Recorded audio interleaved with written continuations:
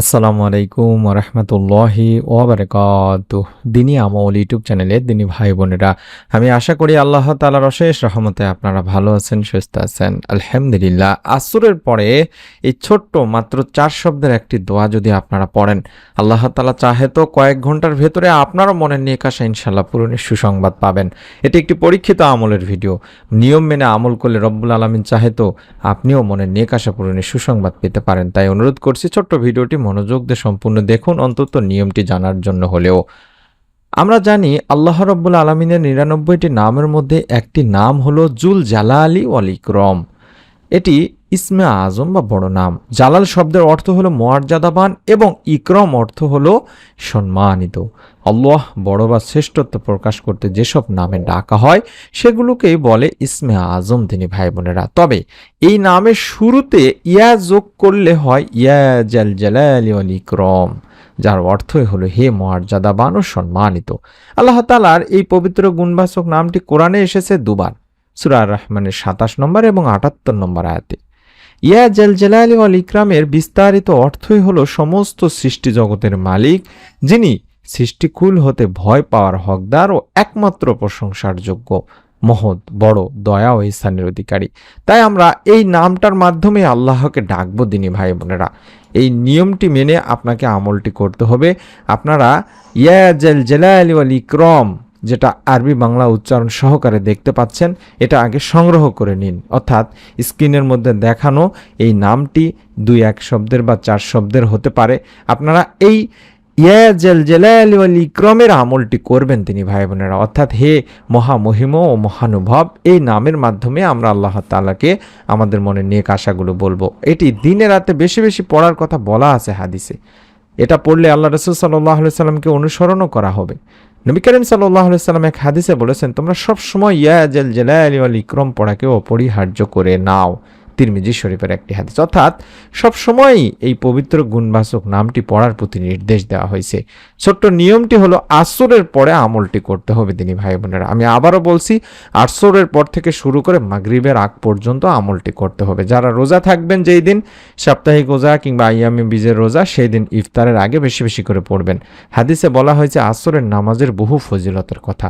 আবু হুরায়রা রাদিয়াল্লাহু তাআলা আনহু থেকে বর্ণিত, রাসূল সাল্লাল্লাহু আলাইহি সাল্লাম বলেন, ফেরেশতারা পালাবদল করে তোমাদের মধ্যে আগমন করেন, একদল দিনে একদল রাতে।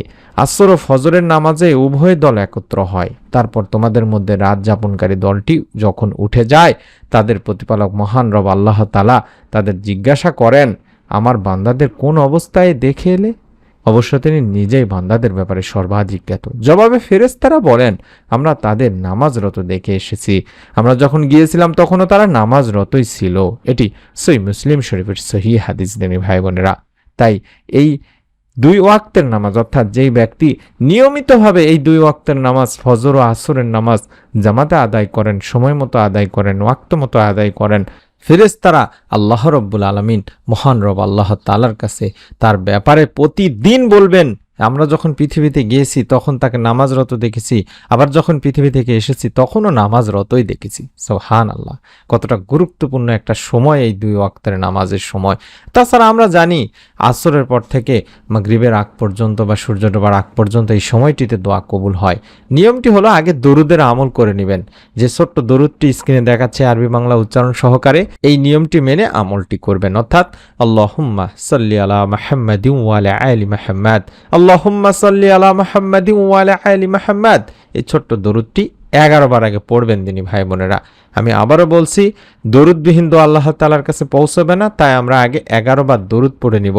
হযরত ওমর বিন খাত্তাব রাদিয়াল্লাহু তাআলা আনহু বলেন, নিশ্চয় বান্দার দোয়া মুনাজাত আসমান ও জমিনের মাঝখানে ঝোলানো থাকে, তার কোনো কিছুই আল্লাহ পাকের নিকট পৌঁছে না যতক্ষণ না বান্দা তোমার নবীর প্রতি দরুদ পাঠ করবে। এটি তিরমিজি শরীফের একটি হাদিস।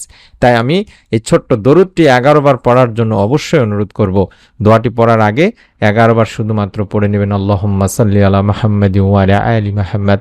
এভাবে পড়ে নেওয়ার পরে ইয়া জাল জালালি ওয়াল ইকরাম যত বেশি পড়তে পারেন, কম করে হলেও 100 বার পড়ার চেষ্টা করবেন এই মাত্র 4 শব্দের দোয়াটি দিনী ভাই বোনেরা।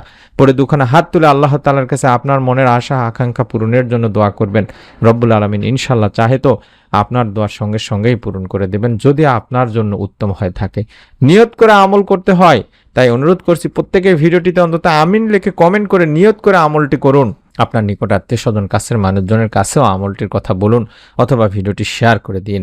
আমি অনুরোধ করব, নতুন আমলের ভিডিও আমরা এখন থেকে এই চ্যানেলে নিয়মিত দেব ইনশাআল্লাহ।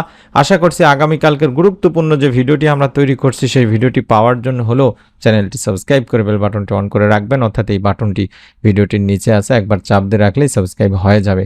আমি অনুরোধ করছি নতুন ভিডিও পাওয়ার জন্য এতটুকু কাজ আপনারা করে রাখবেন। সকলে ভালো থাকুন, সুস্থ থাকুন। মন থেকে দোয়া করি রব্বুল আলামিন যেন আপনাদেরও মনের নেক আশা পূরণের সুসংবাদ দান করেন এই ছোট্ট আমলের ওসিলায়, আপনাদের নিয়তের ওসিলায়। আমিন। আসসালামু আলাইকুম ওয়া রাহমাতুল্লাহি ওয়া বারাকাতুহু।